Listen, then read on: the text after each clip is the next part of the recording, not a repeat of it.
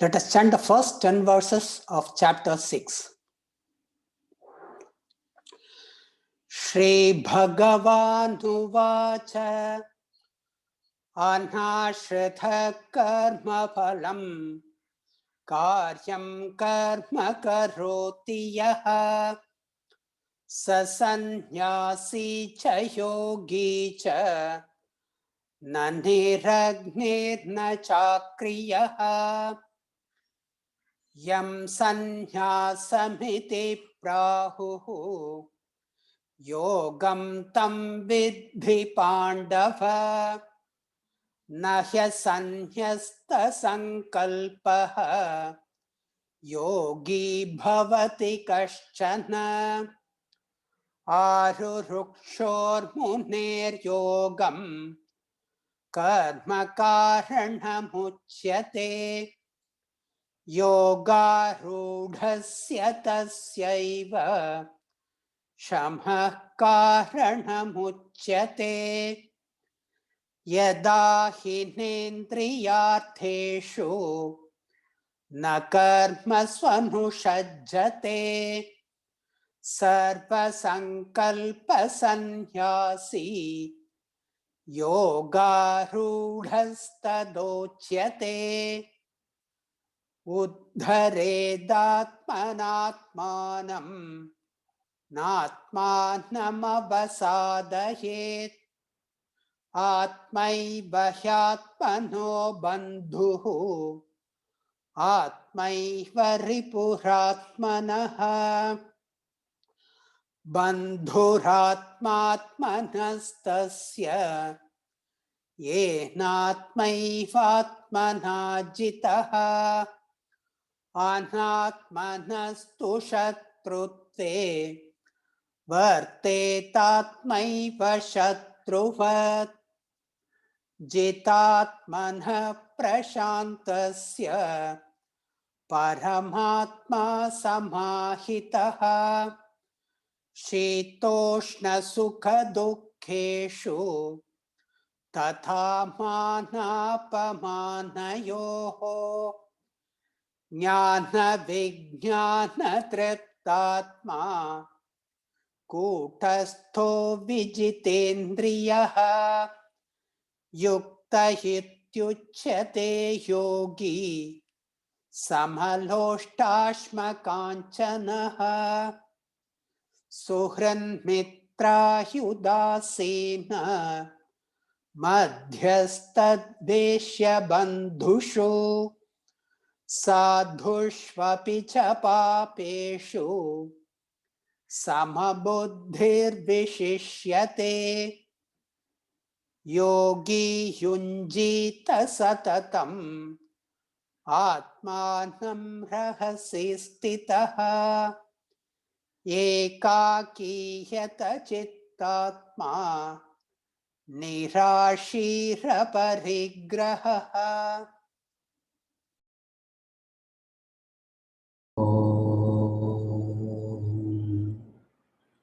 Om Sahana Vavatu Sahano Bhunaktu Sahaviryam Karavavahai Tejasvinavaditamastu Mavit Vishavahai Om Shanti Shanti Shanti.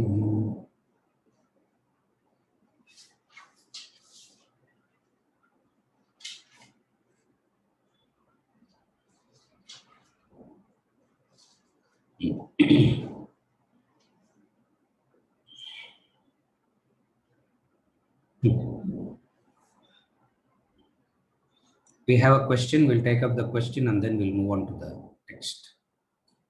The subtlety of the elements is decided by control and pervasiveness. So, if mind is pervading and controlling the gross, how is it possible that the senses can drag the mind away? How can the mind be carried away by sense, which is grosser than the mind?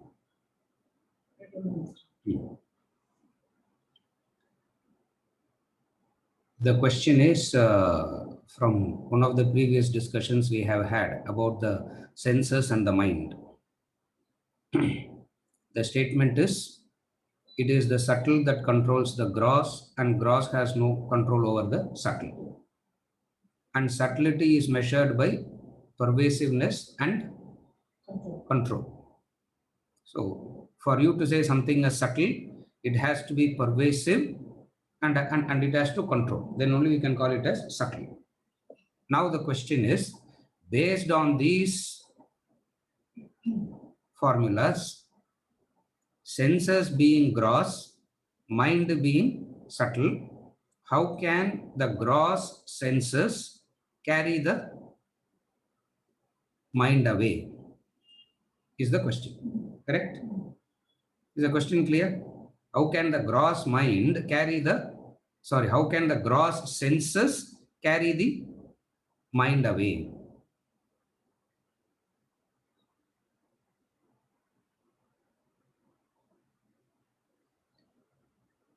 Also, you can add a corollary. How can the sense control bring about a mind control? Because it's a corollary. It's a continuity of the same thing. You control the mind, the senses fall under control automatically. You control the senses, mind is not going to come under control because of the same formula. Therefore,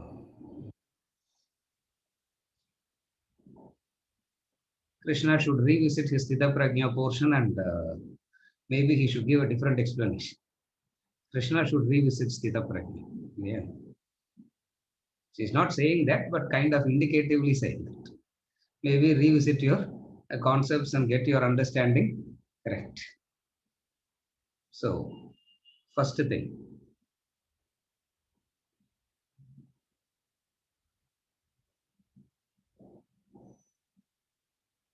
Senses or gross.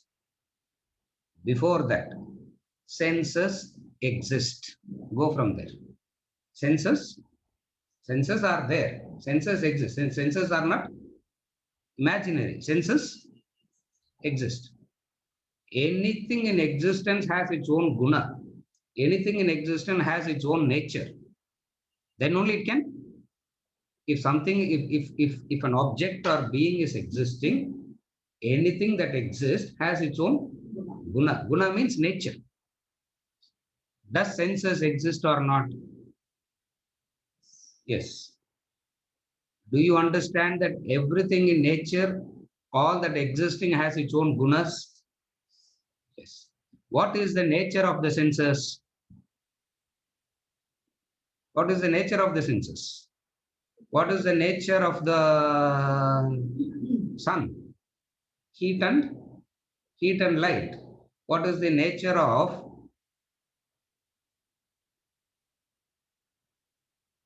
the sugar?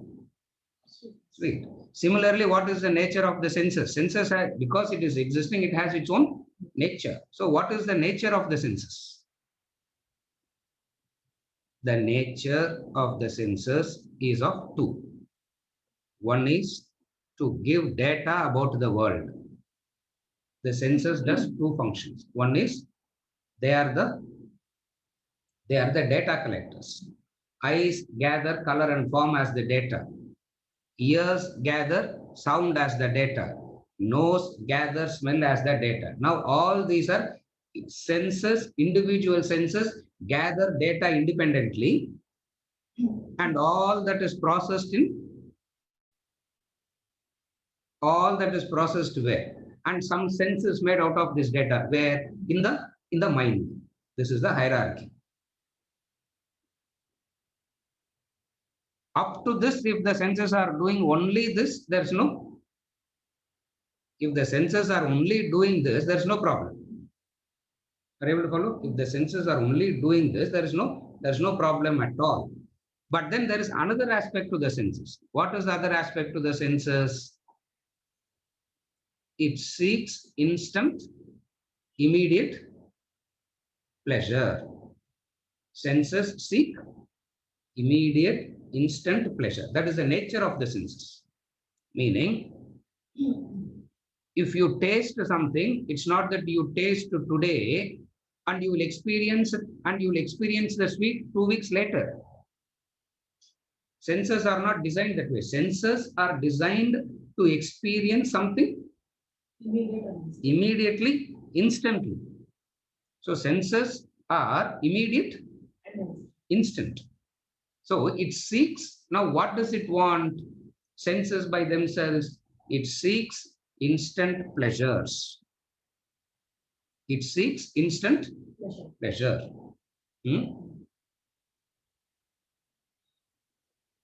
In the case of the other species also, where they are also having senses, the other species also has senses. What is the difference between the senses of the other species and the senses of the human species? At the level of the senses, there is no problem. Senses are the same.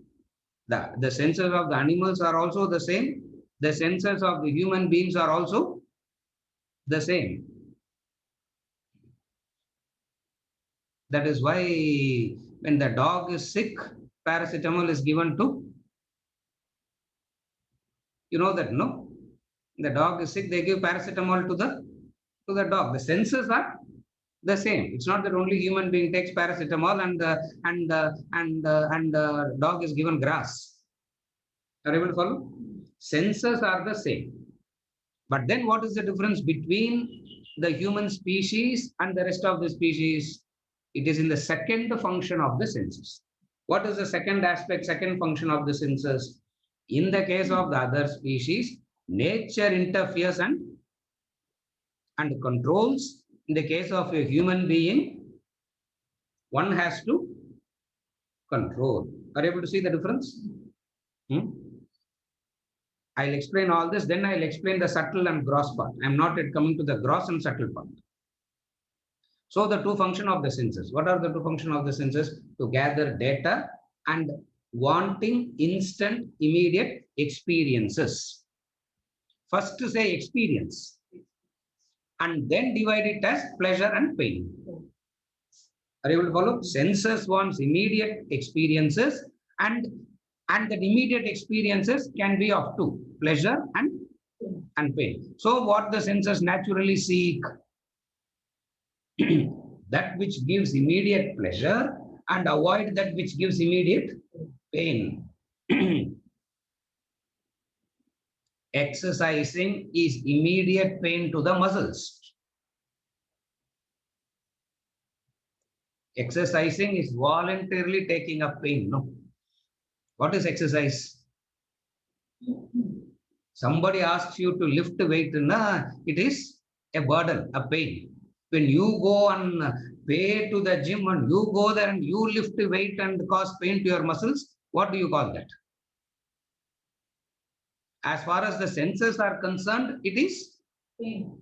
As far as the muscle is concerned, it is the pain only. So the natural tendency of the muscle would be for what?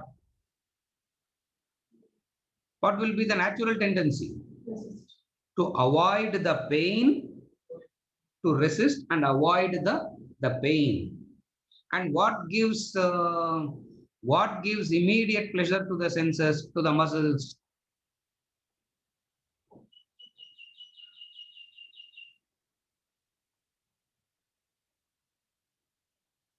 Even if you don't have to even chew the banana, it just goes inside and just goes inside, and you don't have. Now that is the natural tendency of the. Are you able to follow? Now, this freedom to decide on the senses, exercising the human prerogative, of self-effort starts from the senses. It is exercising of human freedom itself. The prerogative of human being, exercising the human freedom itself starts from where? Doesn't start from world control, doesn't start from the mind control. It starts from the sense control. Why? Comparatively between the two, between the mind and the senses, it is easy to, comparatively, it is easy to start with the senses. Why? Because nature has said, I am not controlling, I am not disciplining, Nature has told the human being that I am not disciplining, I am not controlling. You need to control yourself. You need to discipline yourself. That's why it is said children who are supposed to be running around all the time becoming obese, no? And you will never find an obese. You will never find an obese puppy. You will never find an obese cubs. But you find an obese human child. Why? Because the freedom of managing the senses starts from there. So what do? What is the natural tendency of the senses? To seek instant, immediate experiences. And of the two, what would like? Naturally, what it would choose? Pleasant. The pleasant. So the natural tendency of the senses is to seek that which is pleasant and avoid that which is painful. Avoid the pain and sport the pleasant is the human senses. Are you able to follow? Example, I have given this example any number of times. 60-day infant, 90 days infant, 90 days, not 90 years. Yeah, 90 days infant child. Take a drop of honey and smear in the tongue. What is the child's reaction? Infant's reaction. You take honey and smear in the tongue. What is the reaction of the child? It will not be sitting like a Buddha in meditation. It will not know. It's not that. When the honey comes, there's a smile in the face. Next day, you smear honey. Third day, as you are coming, the child will start smiling at you. And you think the child is very affectionate. No. It is not affectionate. Yeah, it's smiling for what? It's smiling for the mothers will say, no, sir, you don't understand. My child is different, my child is different. Mothers will not agree, but this is the senses. Third day, what you do, you take little bit of neem oil, same quantity, and smear. What will be the reaction? Neem oil, bitter neem oil, what will be the reaction? It doesn't want it. Fourth day, you go. You do that. Fifth day, you go near the child. The mouth is tightly closed. The tongue will not come out. What is in play there? What is in play there? Is the mind in play there? Because mind has not yet come at all. In fact, the body itself is not grown properly. But what happens? Senses come in play. It means it has its own tendency. What is the tendency? To seek the pleasure and avoid the pain. Are you okay till now? Now comes the law of life. Idella observation. Idella philosophy one. Idella observation. Common sense this is. Now comes the philosophy. There is a law. Why that law is made like that? Nobody knows. Who made that law like that? Nobody knows. Why it is not the otherwise? Nobody knows and nobody can answer.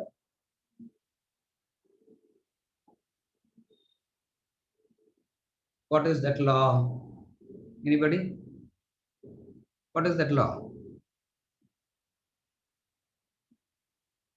That which is pleasurable in the beginning turns out to be poisonous at the end. That which is poisonous in the beginning turns out to be nectarine at the end. Amrutam, Visham. Why the law is made like this? We don't know. Who created the law like this? We don't know. and yet there is this law. Are you able to follow? The intellect understanding this law, what it does, it tells the senses, experience, but indulgences are not allowed. Sense experiences are allowed, but sense indulgences are not allowed. What is the difference between experiencing and indulging? Experiencing is the senses are monitored. In indulgences, the senses are not monitored. So, what do they say? This is how you practice sense control. This is how you practice sense control. I'm giving the formula. Then, depending upon the individual, it will vary from person to person.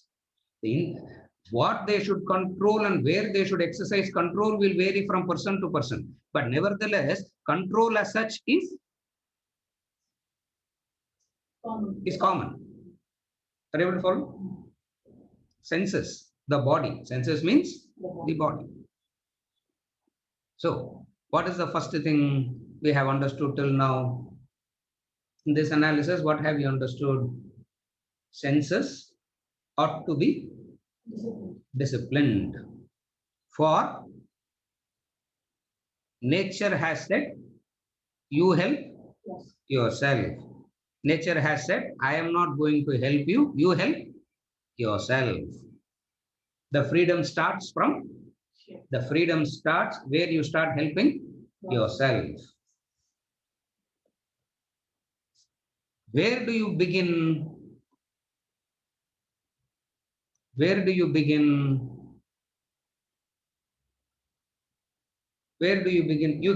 can begin from the external environment. You can start from controlling the external environment. Okay. To some extent, you can manage the external environment. We are not saying you cannot manage it at all. To a very reasonable extent, you can manage the external environment, but that managing will not bring about a discipline in you. Why? Because the environment is not the problem. The problem is you lacking discipline. So when you lack discipline and you are put in the best environment also, nothing will be of no use to you. Therefore, the environment is of no consequence. You can do it by yourself. Where do you start? You start with the senses.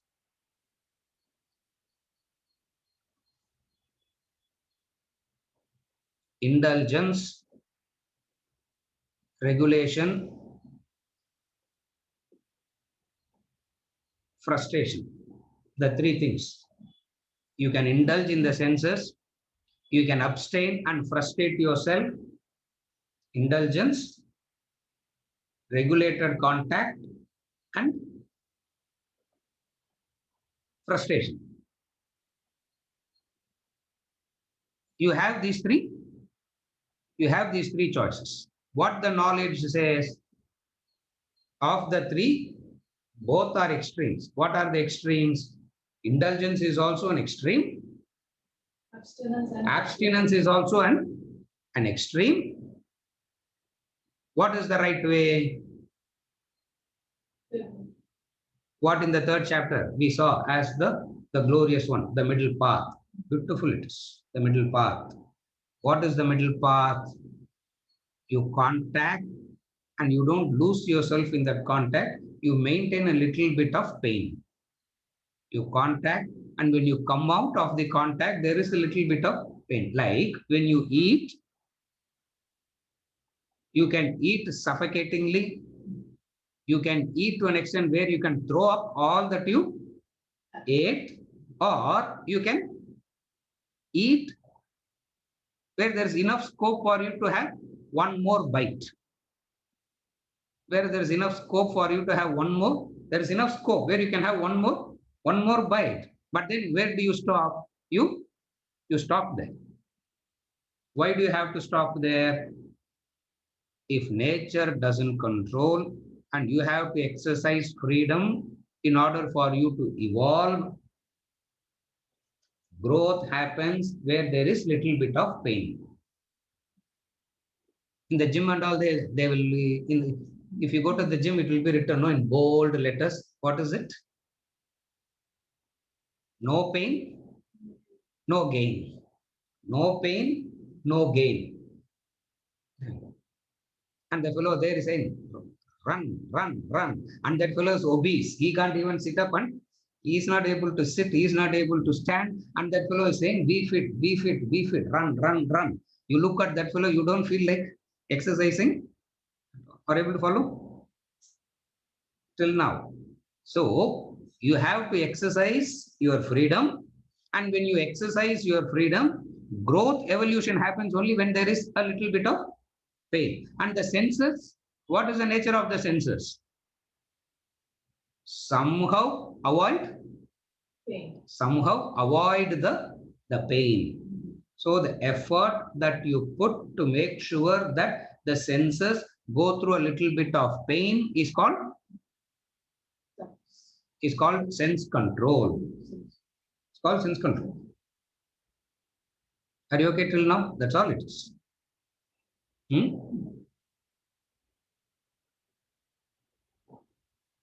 Now comes the question.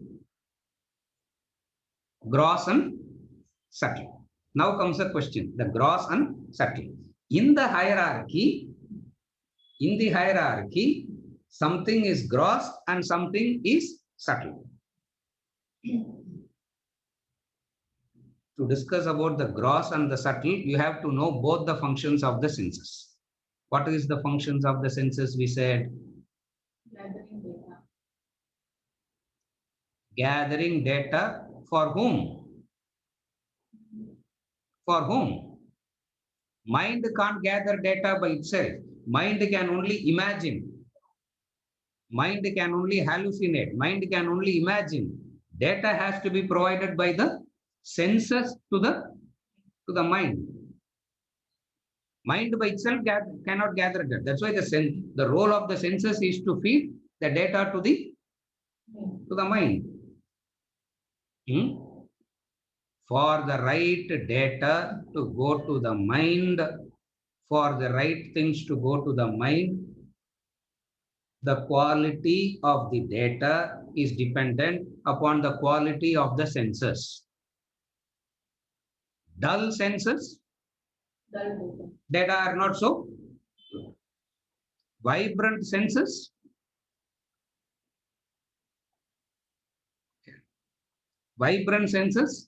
the data is that much better, the quality. Are you able to follow? So it is necessary to keep the senses in order because they are the ones that gives data to the mind. So even in these classes, you need the senses alert and alive. Yeah. Why not have the classes at 12 o'clock in the afternoon, 5 o'clock, 7 o'clock, 8 o'clock? Why are we trying? Because it's more fresher.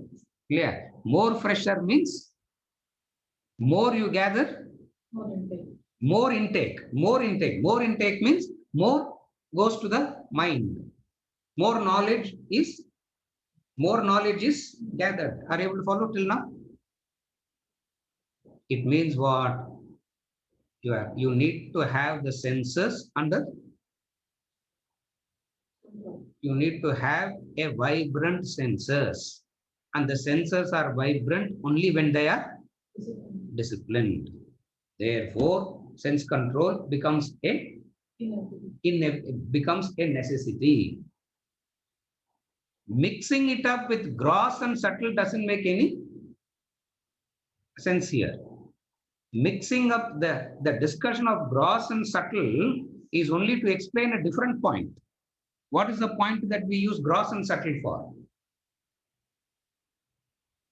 Indriyani paranyahu indriyebhya parammanah manasastu parabuddhehe yobuddhehe paratastu saha. Kathopanishad mantra, end of chapter 3. Already. Yeah, we have studied all this already. Indriyani paranyahu indriyebhya parammanah manasastu parabuddhehe yobuddhehe paratastu saha. Senses are powerful. Powerful than the senses is the mind. Powerful than the mind is the intellect. Yobuddhehe paratastu saha. He is more powerful than the intellect. Yeah, who is that he? Senses, mind, intellect, correct. You could have said Brahman or consciousness. No. Yobuddhehe paratastu saha. Chapter 3, end of chapter 3, verses. Kathopanishad. He quotes the Kathopanishad verses verbatim at the end of chapter 3. And Yobuddhehe paratastu saha, he says. Now here, the hierarchy is discussed to express the subtlety. Also, it is true at the lower levels also. When the body is disturbed, mind need not get disturbed.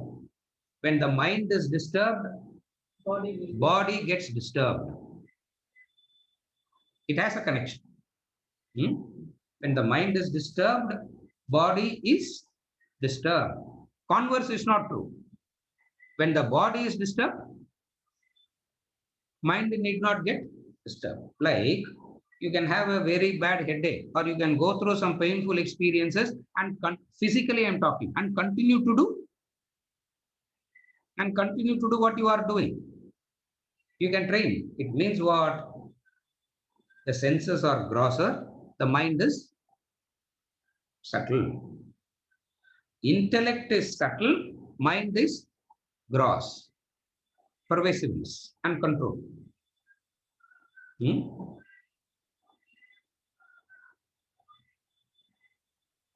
How do we say intellect is subtle? Mind goes into the known areas, intellect explores the unknown. It is more pervasive. Mind will go again and again only to the known areas. Intellect is that which can explore the unknown. One. Second is, mind cannot control itself. Mind cannot control itself. Therefore, it is the intellect that controls the mind. So, in that sense, it is established. The subtlety is established. But the discussion here, the gross and subtle discussion is not for explaining the subtlety of the instruments here. The explanation is for the subtlety of the reality. Yobuddhehe paratastu saha.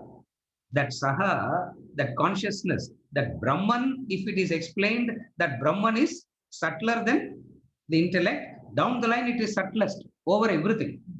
And then when they say, who is that Brahman? Who is that Brahman? Tattvamasi. You are that.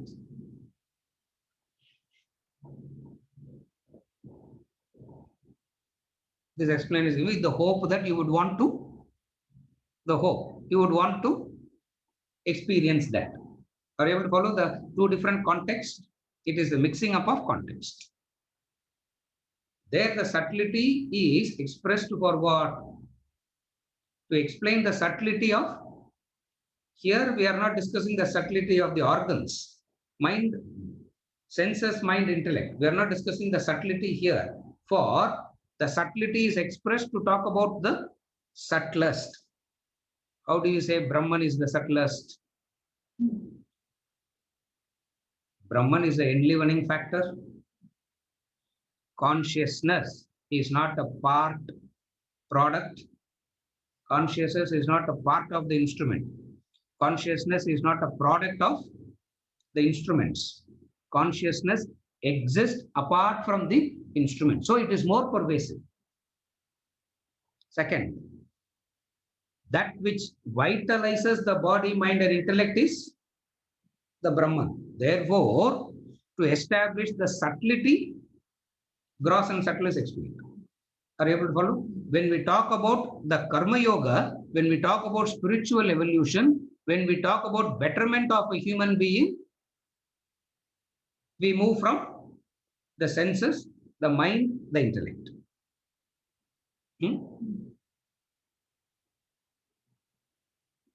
If you can't manage the gross, how can you manage the subtle? If you can't manage the gross, how can you manage the subtle? But everybody wants to manage the subtle directly.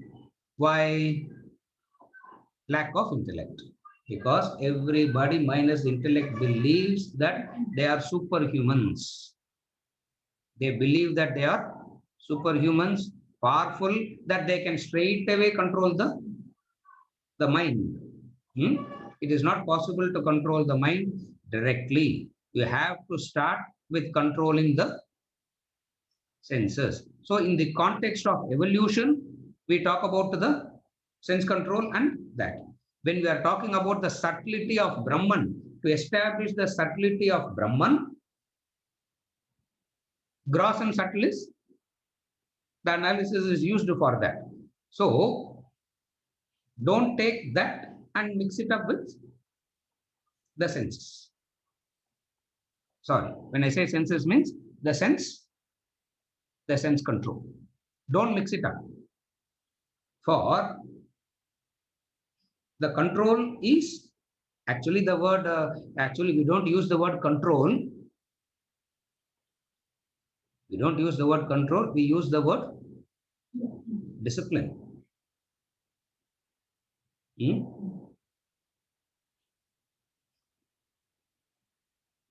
Something is so nice, you overeat. The very overeating itself will drive you to fasting for the next day. You are moving in extremes. Are you able to follow? The very fasting itself is the preparation for the next round of overeating. So you overeat, and that overeating is a preparation for fasting.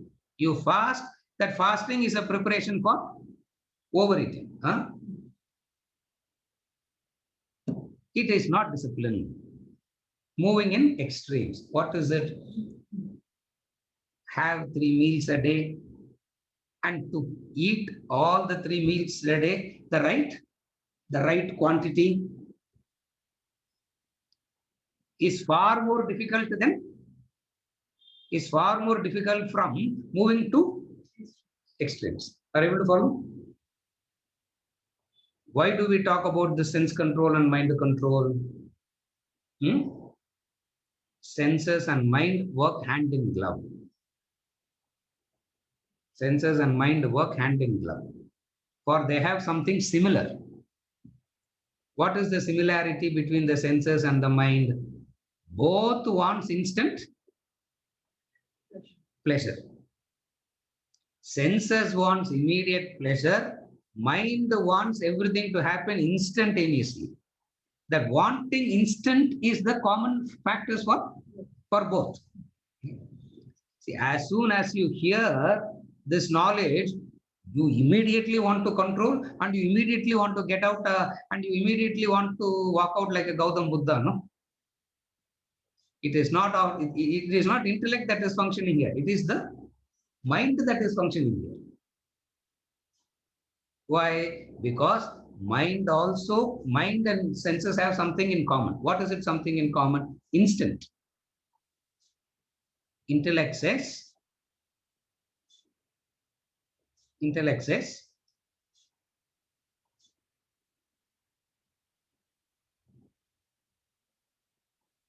that comes instantly.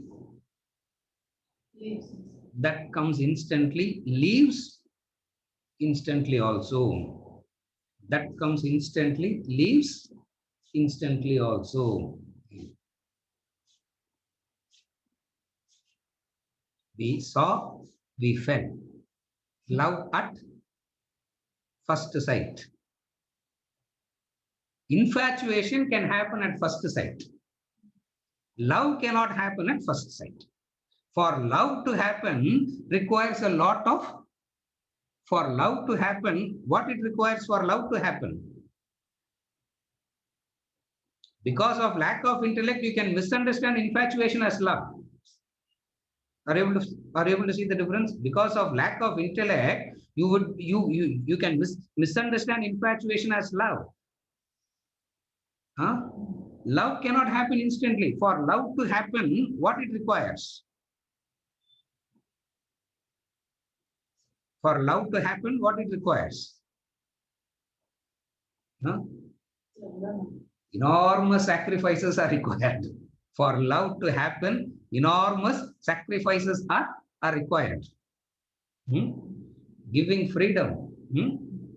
No, willing to help, willing to sacrifice, not bossing at the same time. It's a combination of so many things.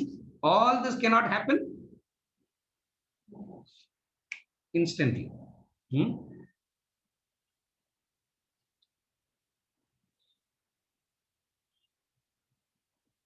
Does gratitude come instantaneously?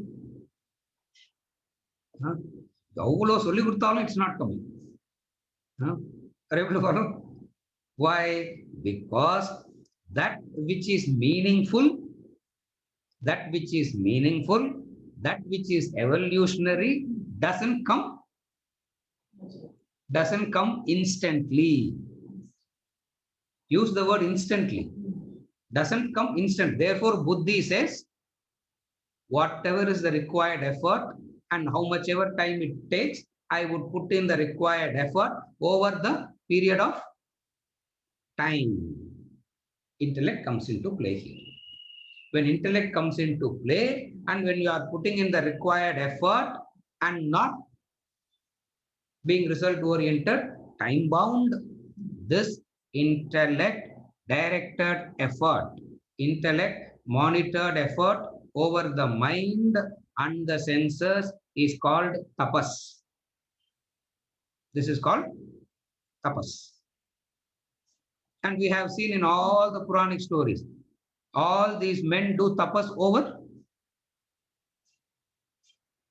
all these personals who did tapas, they did tapas for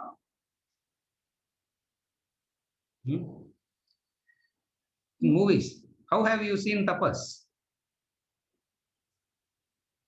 Beard will grow, hair will grow, and the hair will get so knotted. Birds will come and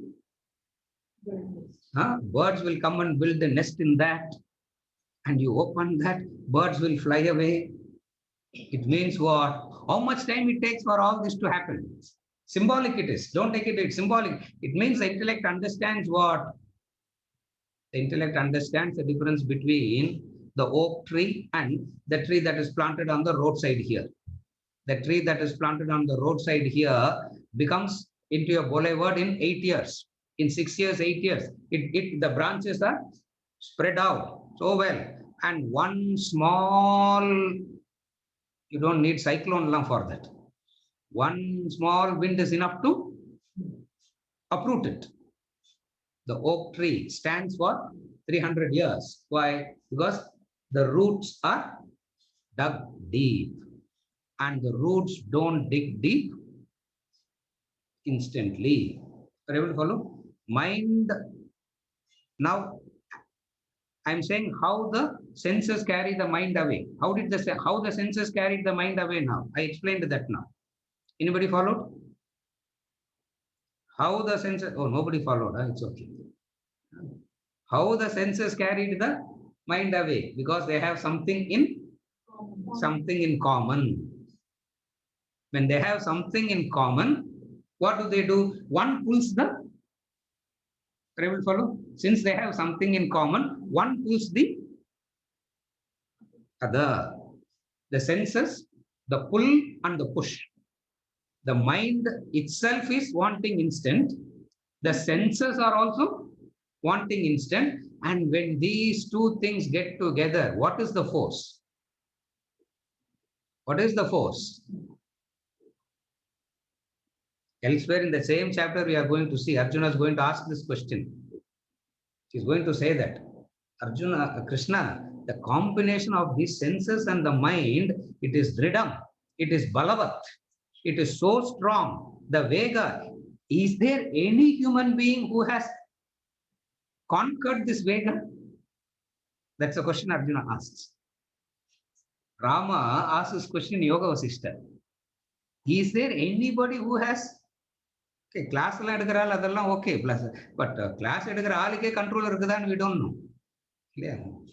There is a person. So is there any person who has actually attained it, achieved it? Why? Because it is not easy. When it is said it is not easy, either it can depress you or it can motivate you. Here psychology comes. When it is said it's not easy, either you can get depressed, hopeless and give up, or it can motivate you. Karma yoga is the motivating factor. Are you able to follow? Karma yoga is that which motivates you. That's what we are discussing. Uddared atmanatmanam atmanam avadharayet. Atmaiva atmana bandhuhu atmaiva ripuratmanaha. Are you able to see?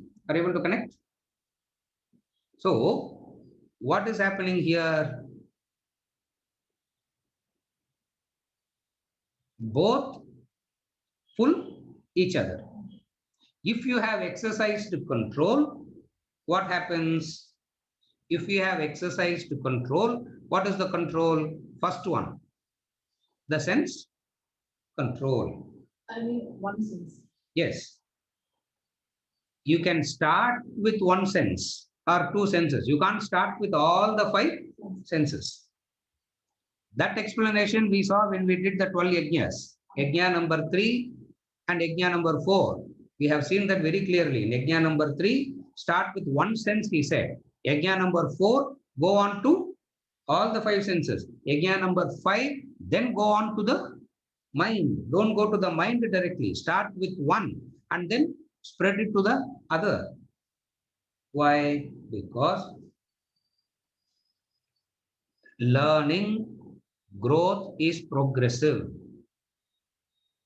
Learning growth is progressive. You have to learn everything progressively only. In science, that's what they do in the science.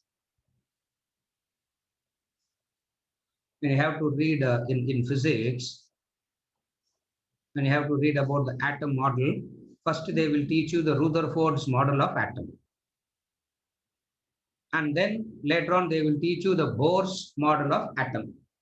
And Rutherford's atom model, Bohr's atom model proves Rutherford's atom model as wrong. Then why study that? Why can't you straight away read? Why can't you read Bohr straight away? Why do you have to study Rutherford first? Education, learning, discipline happens progressively, not instantly. Are you able to follow? Therefore, to feel that it is under your control, to convince you that it is under your control, if you start directly controlling the mind, you will believe that nothing is under your control. If you start controlling the senses, you get a grip. What? Yes, I can. When you start practicing control over the senses, you get a grip. You get a conviction that control can be practiced. When you try to control the mind directly, you know, you will conclude that control is not possible at all. That is why all those who genuinely try to practice control give up very soon. with the conviction that it doesn't work at all. Why? Because directly you want to start with the mind control. You start with the senses, a conviction comes. What is the conviction? That you can practice? That you can practice control. அதாவது ஒரு sense control பண்ணா one aspect of mind is controlled மாதிரி control. Now the clarification is, if one sense is controlled, does one part of the mind gets controlled? No. It is only the senses are under control. What is mind? Emotions, impulses, likes and dislikes. Emotions, impulses, likes and dislikes. When data is fed continuously, the impulses, likes and dislikes, emotions become stronger and stronger and stronger. Therefore, you can never control the mind directly. So when you control the senses, to that extent, that which triggers the likes and dislikes, that which triggers the emotions are under control. When that which triggers the emotions are controlled, mind gets control. Sasangatve Bhajagovindam. We also study a textbook called Bhajagovindam, no? Adhula kuda oru verse irukku. Satsangatve nissangatvam, nissangatve nirmohatvam, nirmohatve nischalatatvam, nischalatatve jeevan muktihi. Step by step, he says how you can grow. What is the first step? Satsang, good association. Good association means what? At the physical level, you change the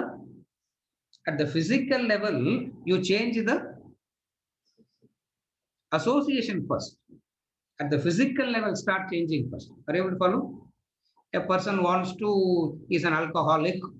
You can't keep the alcohol bottle in front and say, I will not drink, I will not drink, I will not drink, I will not drink. He will be drinking and he will be saying, do you know that? An alcoholic, you keep an alcoholic you keep the alcohol bottle in front of the alcoholic. What he will do? He will start drinking. Each and every sip he takes, he'll keep saying, I will not drink, I will not drink, I will not drink. Is that the way? No. Change it. But then, changing it alone is not enough. First change. Satsang, develop good. First change. Changing it alone, changing the environment alone is not going to bring control. That is very clear. But what is the starting point? Change. Change what? Change the association. Change the association. That is why we say symbolism. Symbolism, one of the extraordinary aspects of religion is symbolism. And what is symbolism? Satsang. Symbolism is based on the principle of satsang. You go to the temple and the prasad is given. What you should do? The tongue says less salt in that prasad. You go to the temple, prasad is given. The tongue says less salt in the prasad. So next time when I'm going to the temple, what, sir? Take salt with you.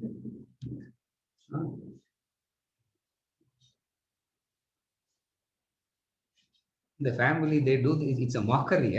They do that, the family.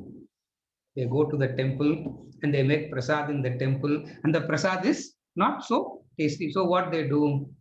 My aunt will say, chips she will say. While we go only, we buy the chips and urga and all that. For what? One meal as a prasad, I am not able to take. It means what? The senses are that what is defeated here? The purpose of going to the temple itself is defeated. Yeah. She is laughing because she remembers who's that aunt that I'm referring to. Yeah. She said, we'll take pickle and we'll take chips.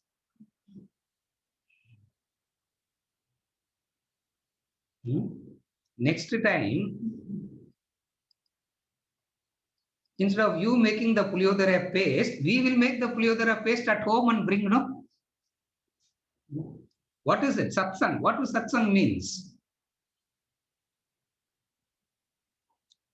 Deprivation is an accepted fact of life, and you need to deprive yourself a few times. When you do it consciously, it is freedom. When it is forced on you, it is suffering.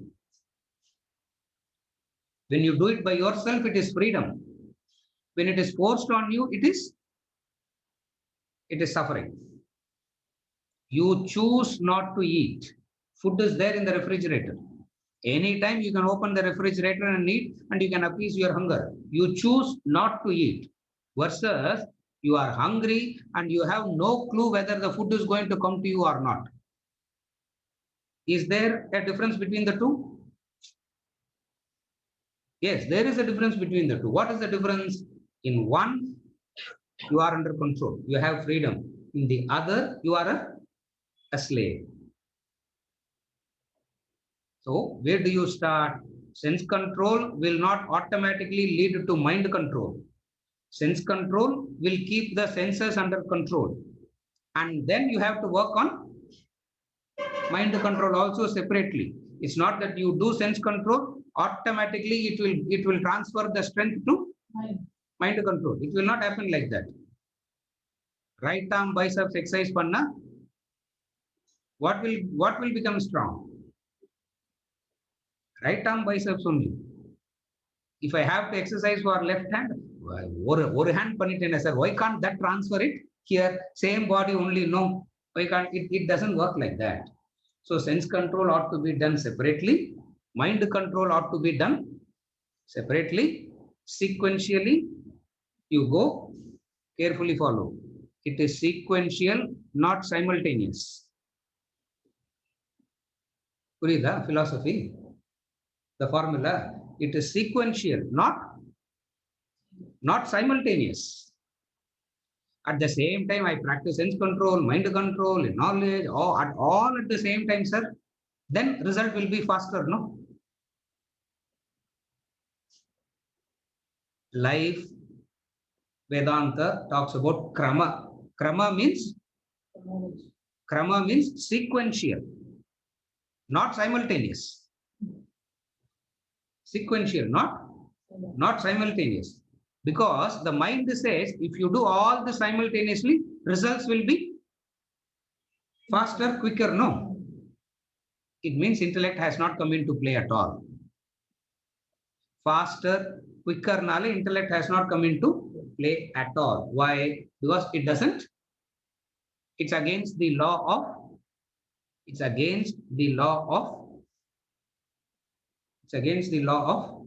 nature. Are you able to follow?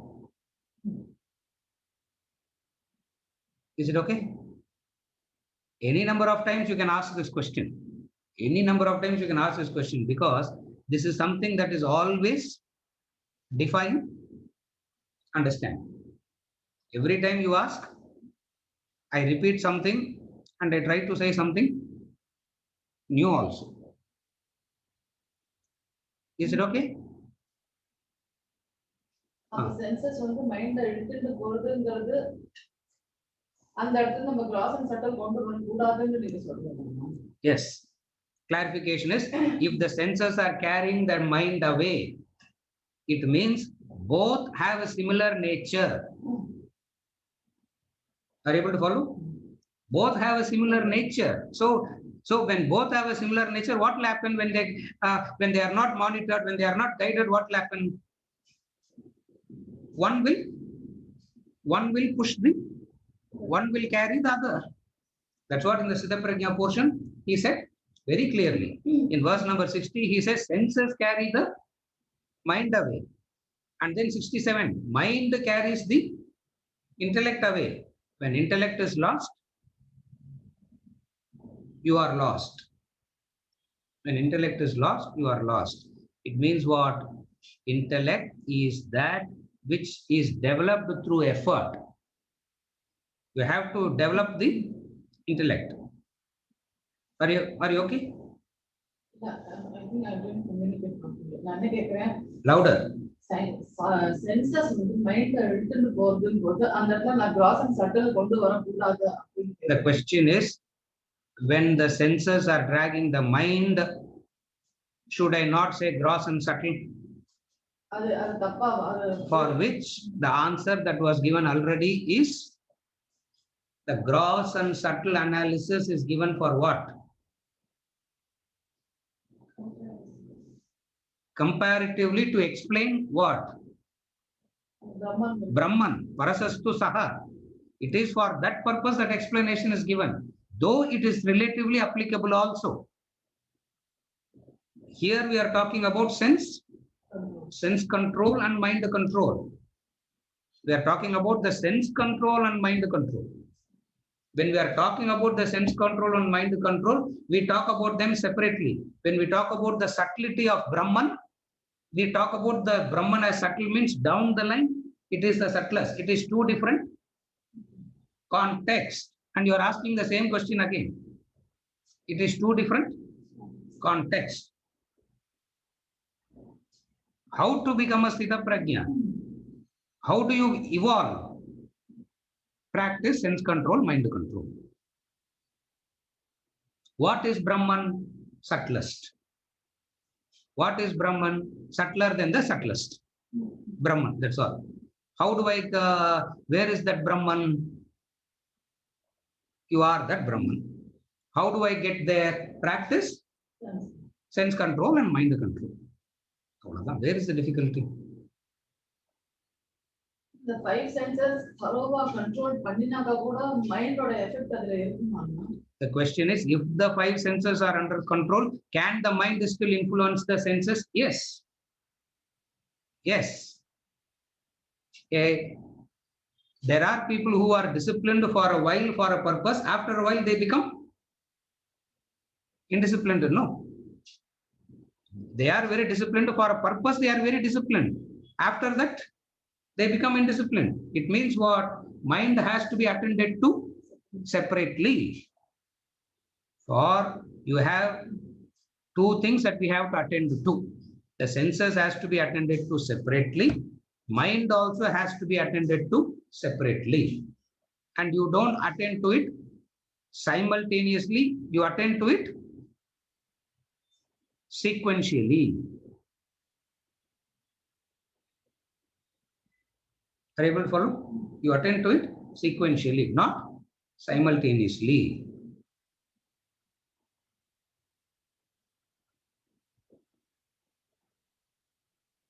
In order to control the mind, senses are, you need a good, vibrant senses to control the mind. Why? Because I have explained it technically. The data, all that I have explained already. Is it okay? Just because all my 5 senses are under perfect control, will the mind come under control? That's what you are saying.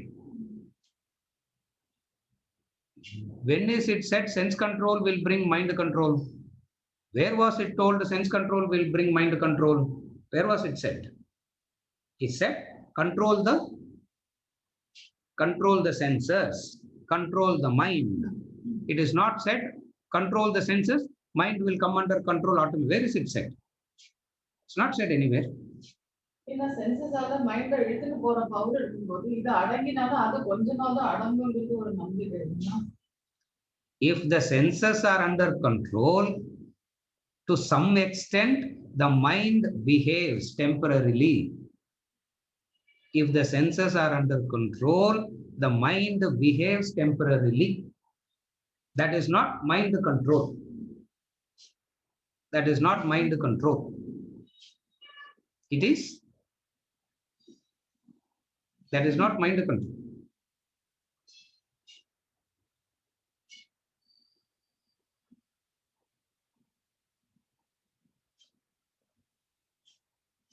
What is mind? Before asking any question like this, ask yourself, what is mind? What is mind? Greed, hatred, anger, frustration. This is mind. This is mind. Can the mind just be greedy? What the mind does to satisfy the greed? It uses the senses. It uses the senses to satisfy self. The mind gets angry. Out of anger, what it wants to do? Either it breaks the object, it will break its own head. Yeah, either it will throw the object, or it will go and bang the head against the wall. Now, the mind has to necessarily manifest through the senses. Mind expresses itself through the senses. Mind manifests itself through the senses. Therefore,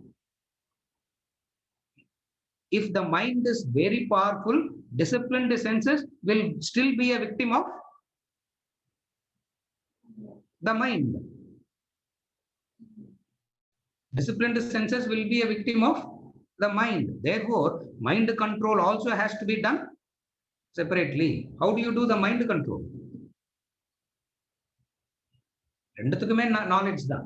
Sense control is also knowledge. Mind control is also knowledge. For sense control to happen, you need the intellect. For mind control to happen, you need the intellect. Before you wanting to control, first thing, divide and rule policy. And the hand and glove are the senses and mind. First, what do you do? First thing the intellect does is, divide and rule policy. Divide them. And the ரெண்டு பேர் அவ்வளோ ஃப்ரெண்ட்ஷிப்பா இருக்கிறவங்கள cut it first.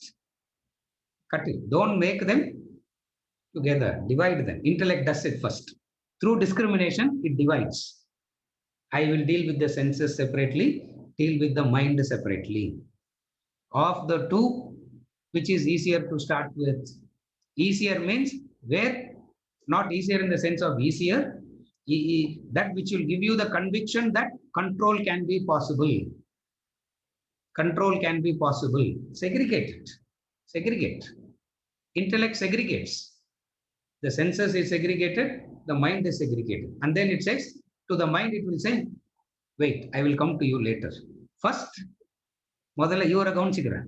Yeah, first I will attend to this fellow first. But attending to this fellow, will he get attended? And the connection don't make. For the gross cannot control the subtle. That's where your confusion is. For the gross cannot control the subtle. And then go to the mind separately. Separate knowledge to deal with the senses, separate knowledge to deal with the mind. That's why in the cycle of 12 yajnas, it is explained. The cycle of 12 yajnas, it is explained. So beautifully he is explained. Are you able to follow? Therefore, controlling the senses will not bring about. Naturally, the mind will not be under control. Then why control the senses then? Then why control the senses? This is the result orientation question. This is the result orientation question, not a technical question, not one of the seeker. This is the question that comes out of result orientation. Why? Result kamingo, then I would practice. Lack of Shraddha. This is a question born of result orientation. Are you able to follow? Why? Some result. Show me something, then I would follow. Vedanta says, Shraddhavan labate jnanam. Yeah, some people are telling me, romba suffocate pandrei sir. Yeah, you are tightening us from all things. Feel like murdering you only. Feel like murdering you only first. Trouble kudukra aala kuda solution kudukra aala is more frustrating than. And now what do we do? Are you able to follow? Is it okay? Then why practice the sense control?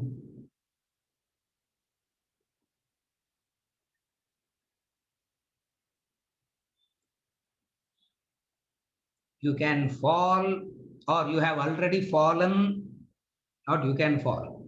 The human being has already fallen because of these two. What are the two? The senses and the mind.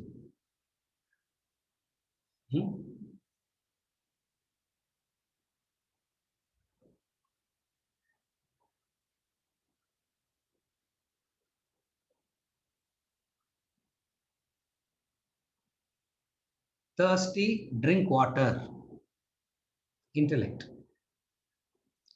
The tongue says flavored water is okay, no? Thirsty, drink. This is nature. This is nature. Yeah.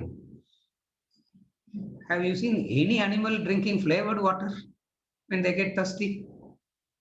And human beings don't drink normal water at all. They drink only flavored water. What is flavored water? What is flavored water? Pepsi, Coke. Why can't you drink just water? No. What is asking for it? What is asking for it? The tongue. Why not? Give me something that is okay. Water will go and quench the thirst and all that. But as I am drinking, feed me also. No, make it pleasant for me also. No. Are you able to follow? The senses. The senses influences it. The senses influences it so badly. Are you able to follow? இந்த வேண்டாததுக்கெல்லாம் mind affect பண்ணும்போது ஒரு நல்ல காரியம் பண்ணும்போது அதையே அதுல reach ஆக மாட்டேங்குது. Why the intellect, why the mind doesn't go to the higher? Higher requires effort. There are two forces. One is, there are two forces that acts on human being. Ramatirtha says it very beautifully. There are two forces. One is the law of gravity. Everything is pulled down. One is the law of gravity. Everything that is pulled down. There is another force. Everything that grows up also. And he says there are these two forces. There are these two forces, he says. Beautifully, Ramatirtha. He said there are these two. There is one is gravity. Everything is pulled down.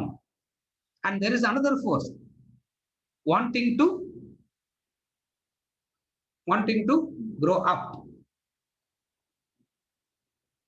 Mind and intellect, mind and senses is like the gravity. Everything is pulled down. Intellect is like that which is there. It pulls up. Upward there is an effort.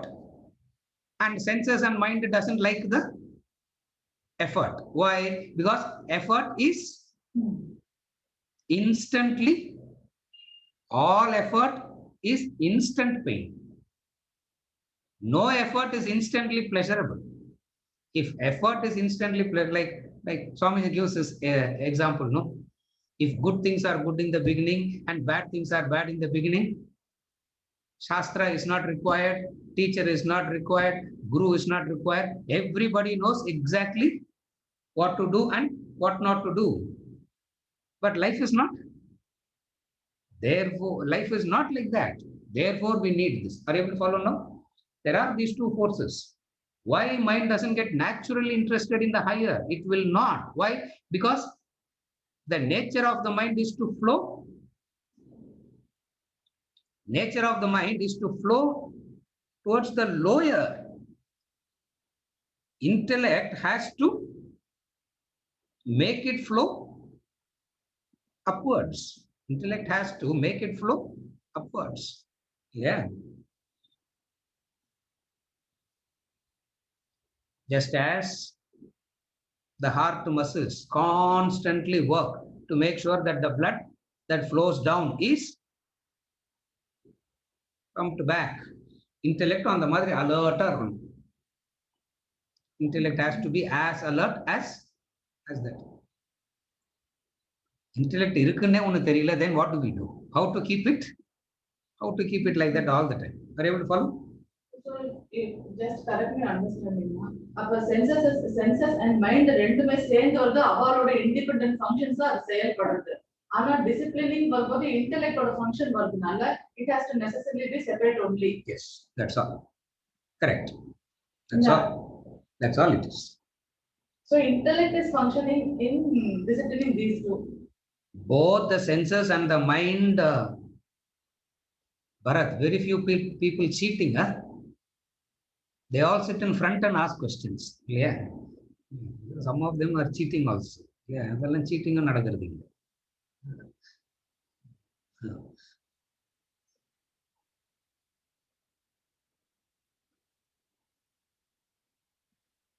Senses cannot control itself. Mind cannot control itself. What is the disciplining, monitoring, controlling factor? The buddhi, the intellect. It cannot do it by itself. That is very clear.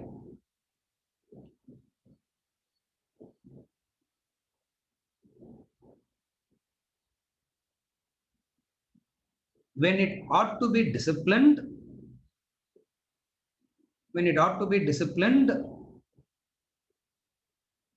it's the same old Panchatantra story. Put all together, you cannot break. 10 sticks together, tied up, and that fellow cannot break it. Make it one by one, separate it. It can be easily broken.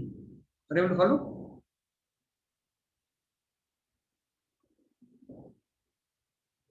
When they are together, there is power. First thing what you have to do, if you have to control. When they are together, there is power. First thing what you have to do. Don't get them together. But now they have already intertwined so much, sir. We don't even know the difference between the two. Huh? Now they are intertwined so much that we don't even know that there are these are two things in the first place. How the segregation and what do we do? Treat them as two separate blocks and deal with one at a time. And what is that one? Senses. Are you able to follow? What is that one? It is the senses. All of this keeping in mind the limitations. Yes. Correct. What she is asking is, there is an inherent limitation. There is an inherent limitation, and that limitation comes into play. What is the inherent limitation? The inherent limitation means the weakness of the intellect. The weakness of the intellect. So till that intellect becomes strong, what do? Are we to be victimized? Till the intellect becomes strong, are we to be victimized? No. You need not be. What do? Practice a combination of contact and withdrawal. Practice a combination of contact and withdrawal. Simultaneously doing the Shravana Manana every day. Simultaneously doing the Shravana Manana every day, practice the discipline. That's why if you see in this culture, they gave a calendar. What is the calendar? 1, 2, 3, 4, 5, 6, 7, 8, 9, 10, 11, 12, 13, 14. That's all. 14. 11th day, fast. You need not bother. Whether it's a holy day, unholy day, you need not bother. 11th day, fast. So calendar 11, on that day, you have to fast. All of that, yeah. Ekadashi na 11, number 11, calendar la paakணும். இன்னைக்கு என்ன day? Number 11, fast. But 11 is too difficult. Okay, practice on Chaturdashi, 14. ஏதோ ஒரு டேல practice. Are you able to follow? Someday practice. So what they did, instead of acting on impulses, instead of acting on impulses, it was the contact was, instead of acting on impulses, the contact was disciplined. And what is the first discipline? Scheduling is the first discipline. That's calendar. Where does discipline start? Discipline starts in schedule. That's panchangam vechanga. Yeah. Nowadays we call it schedule discipline. In the olden days they called it as panchang. So they refer to the panchang and they decide when they have to indulge, when they have to. So they consult the panchang and they decide what are all the days of indulgence that is allowed. Abhada. They follow that. Diwali. Day of indulgence is allowed. Diwali. Yeah. Murukku, laddu, you can have whatever you want to have, you can have. Straight 3 days after Diwali will start. Straight 3 days after Diwali will start Shashti, which is 7 days. Straight after Diwali, if you see the calendar, it will be between two disciplines, indulgences are punctuated. Such a wonderful design it is. Such a magnificent, well thought of design. Such a magnificent, well thought of design to bring sense control. Between two controls, one indulgence is allowed. One indulgence, have that. Yeah. One indulgence is allowed. What is that indulgence? Festivities are Shastric sanctioned indulgences are festivals. Shastric sanctioned disciplines are whatever those disciplines are. So either way, what does it mean? Either way, what does it mean? You are not acting on your impulse. That's what it means. What is the bottom line here? What is the bottom line here? You are not acting on your impulse. Today, people say this is absolute. I wanted to say some other word which I can't use in the class. Use class, holy class, we use only refined words. Yeah. They say all this is absolute nonsense, sir. It doesn't work like that. Feel like having it? Feel like having it? Have it. What is the problem? Feel like having it? Have it. Feel like slapping? Slap. And if the other fellow also feel like slapping, what? Get slapped. It's very simple, no? That way also it is very simple. If your impulses are allowed, the other person's impulses are also equally allowed. Then what happens? It's chaotic. It becomes such a chaotic. Life is so chaotic. Therefore, what did they do? They brought about this sense control first. All disciplines, Panchang and all that starts with sense control. Mind control comes with Shravana, Manana. Mind control comes with Manana. What is Manana?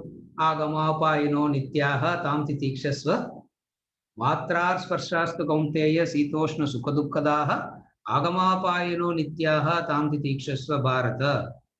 Verse number 14, chapter 2. Venkat, na number mattum correct ah solrena pathungo. Illana sir thappa solraru correct number sollidungo. Because number is more important. Then me being right or wrong is not the question here. Number correct or wrong. Out of 10 times, 8 times I get it correct also. Verse number 14, chapter 2. Matra sparshasthu kaunteya sitoshna sukadukkadaha agama payino nityaha tam titikshasva bharata. Agama payinaha anityaha. What is this? Sita, Ushna, Sukha, Dukkha. Yeah. Sita, Ushna, Sukha, Dukkha is the nature. What do you do? What do you do? Enjoy them. That is very difficult. You need a powerful intellect to enjoy them. In the initial stages, what do you do? Tam titikshasva bharata. Practice endurance. Yesterday, the boy told me, yesterday the boy told me, sir, we were பல்ல கடிச்சுன்னு ஒரு 3 மாசம் manage பண்ணிடுறேன் sir. I said, very good. அப்புறம் 4th month what we will do? Another 3 மாசம் அப்படியே continue பண்ண. That's all. Continue like that for 3 more months. What will happen? இல்லையா மூவில டயலாக் நாகே சொல்ற மாதிரி அப்புறம் அதுவே பழகிடும். And then that becomes your, and then it means you have achieved control.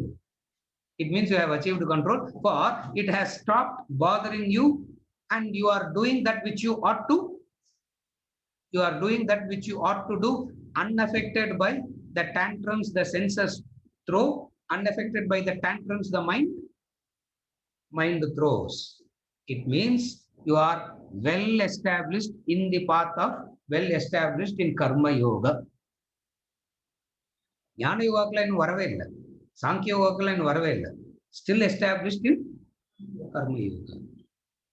Is it okay? Huh?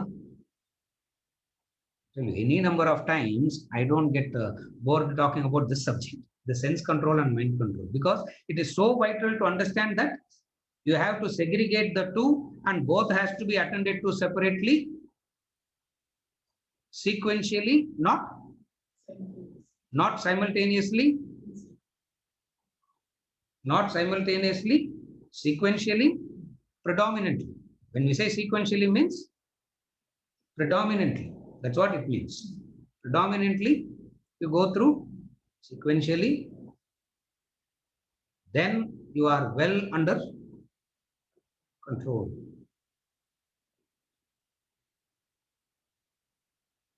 If you do it in the way that it is being discussed through knowledge and understanding, you would be happy following the Panchanga. If you don't have this knowledge and understanding, sir, we have decided from this year we are not going to buy Panchanga at all. Okay, why? There is a problem. Are you able to follow? Do it through knowledge and understanding. Corollary. With this I conclude. Don't start at your weakest point. Don't start from your weakest point. Start from there where reasonably you can control and move slowly. Don't straight away start from your weakest sense. Everybody has 1 or 2 senses that is weakest. Don't start from the weakest, because you can't control it there. See, all this is so important. Why all this is so important? Self-effort la conviction epo varum. When will you develop conviction in self-effort? Tapas. Only when you follow the sequence. Then only you know that yes, self-control. Then only you know that self-control is possible by me. You stand in front of the mirror, you can look up to yourself. It is possible by me. That would motivate you to go deeper and deeper and deeper. Don't straight away start at the weakest point. Don't straight away start at the weakest point. Start somewhere that is more manageable. Yeah. Is it okay, Venkat? One more question by Bharat. What is he asking, Bharat?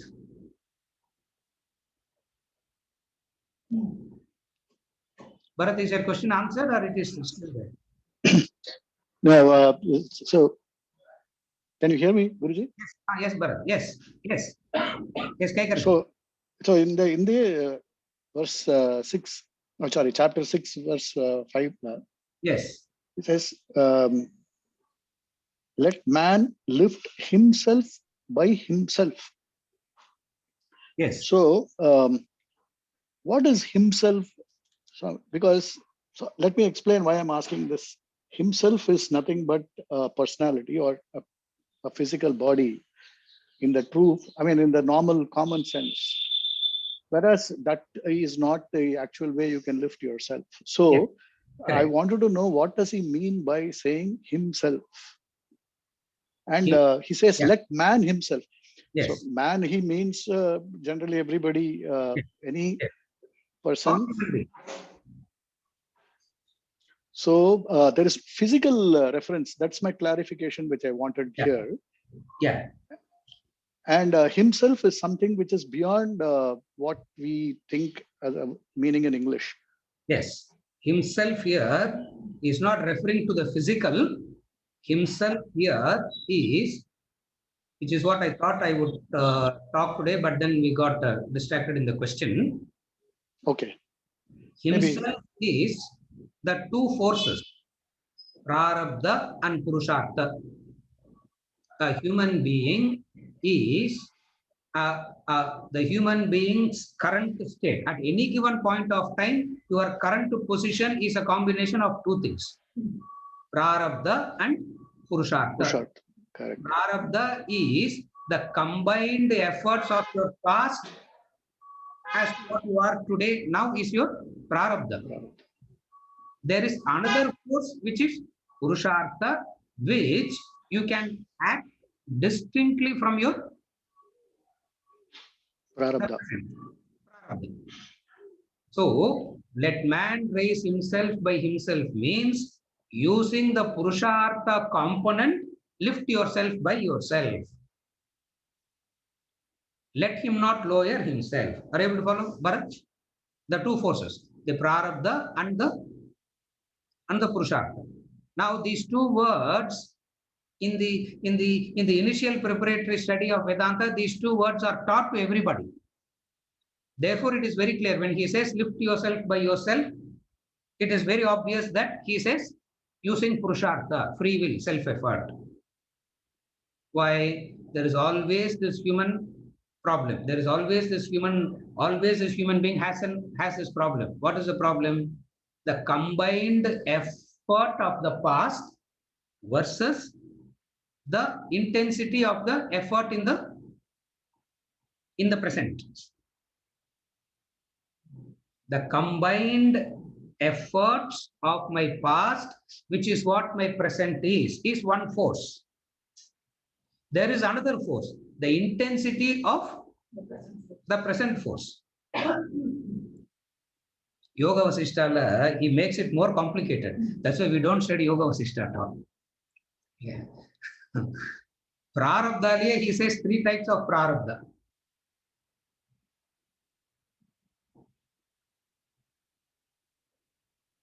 Madhyama, light Prarabdha, medium force Prarabdha, and Bhala Prarabdha.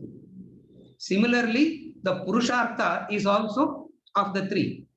A casual effort, a sincere, dedicated, serious effort, half-hearted effort. So, yeah. So you have 6 forces now. Are you able to follow? Look at the analysis, sir. Vasishtha does it for Rama. Look at that. He said, so you have these 6. So at any point of time, you are a combination of all the 6.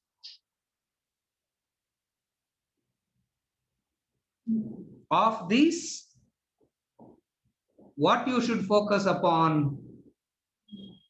Let man lift himself. If our force, Vedanta Treatise Part C, we only speak about Prarabdha and Purushartha. And now we have broken the Prarabdha and Purushartha itself into the 3 forces. Uttama, Madhyama, and the Adama, the lower. 3. Ellame 3. For analytical purposes, we segregate it as 3. If we go into micro-analysis, it becomes much more complicated. That's why we don't do this micro-analysis. We are not doing this micro-analysis here. We are keeping it at a reasonable level for understanding. So, the Purushartha is also of 3. Uttama, Madhyama, Adhama. Prarabdha is also of 3. So, at any given point of time, You are a combination of all this. The past effort is so strong and lackadaisical, the half-hearted effort. What you will feel? Purushartha doesn't work, no? Are you able to see now? Your past effort is so bad and the current effort is so half-hearted. So what will be the conclusion that you will come to? Self-effort doesn't work, sir. I am determined to suffer. You give up. Therefore, in this verse, he is saying, let man raise himself by himself, means sincere, dedicated effort, though not producing immediate result, will give you a permanent growth. That's what it means by let man uddared atmanatmanam. Are you able to follow, Bharat? Is it okay now? Sincere, dedicated effort in the present, though looks like not producing the result, in the long run it gives a permanent effect. Example, the colors. You want one color and you start painting, you get green color. Continue to paint, it will result in yellow color. Blue. Yes. The blue, green, yellow example he gives, no? You want that, but it appears to be that, but you continue. So what is emphasized here? Means dedicated effort in the present. In the present. That's more important. That's the catch here. Sincere, dedicated effort in the present will show up in the area of, will show up in the long run. So what do? That's why we say to get convinced about the self-control, self-effort and all that, start in the areas where you have some clear. Where it is not so strong. Practice there. Then you know, it is possible. Once you know that it is possible, it boosts you up so much that you can go to the subtler and subtler and subtler. That's what he means by saying, let man lift himself by himself. The two forces, prarabdha and purushartha. Otherwise, people talk about fatalism, no? Sir, என்னதான் எஃபர்ட்லாம் போட்டா கூட sir எனக்கு விதி இவ்வளவுதான்னா what will I do? What can you talk to that person? You cannot talk to that person. Why? Because that person has already given up. Why they gave up? Because of lack of guidance, they put the effort in the wrong direction, got frustrated, and they are giving up. Who is a fatalist? Who made effort in the wrong direction and then giving up the effort becomes a fatalist. Straight away, nobody can become a fatalist. Or straight away there will be, but then it is not well guided, directed. Is it okay, Bharat? Next class, I will be continuing on this only again, because I have a few more things to say on this prarabdha and purushartha. Correct. As I said in the previous class, verses 5 and 6 are the important verses. The 5 and 6 are the important verses that talks about the effort, the growth, the control. Is it okay, Bharat? Yes, Guruji. Yeah. The other thing is that, in this case, the self is smaller in case letter. Yes. It is not the bigger self. No, it is not the bigger. It is that is why we interpret it as purushartha. That's yeah. Yes. I just Because noticed it. Because it is small s, it is the Lowercase. the free will, the effort based. Yeah. Is it okay, Bharat? Yes. One more by Shankar, Kolattur Shankar. Our choice la udunga venkat. Kolattur we leave it in choice. What is that?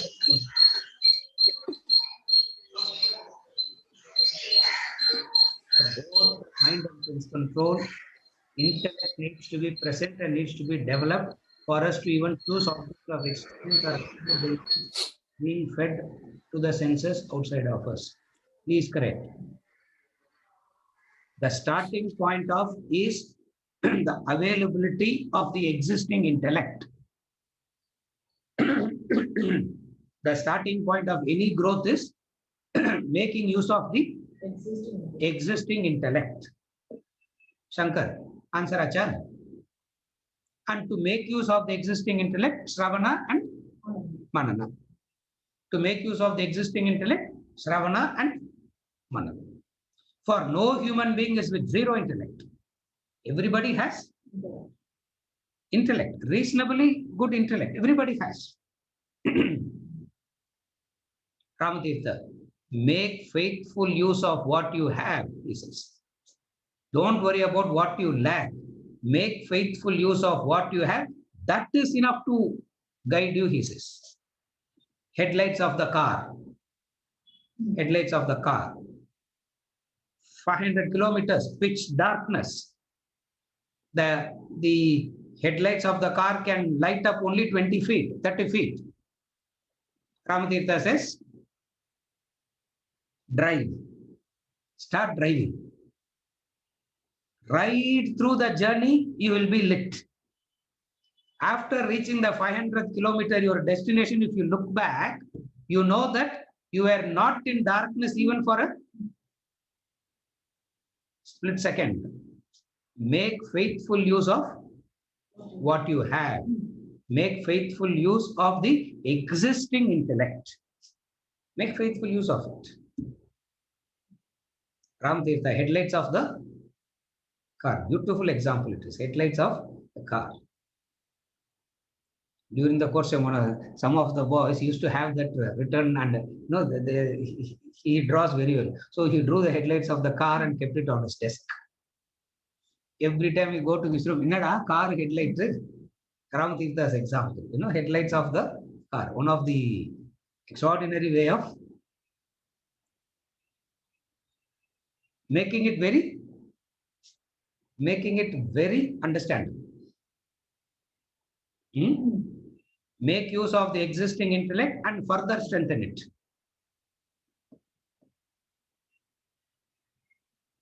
சரியா சங்கர் கொளத்தூர்?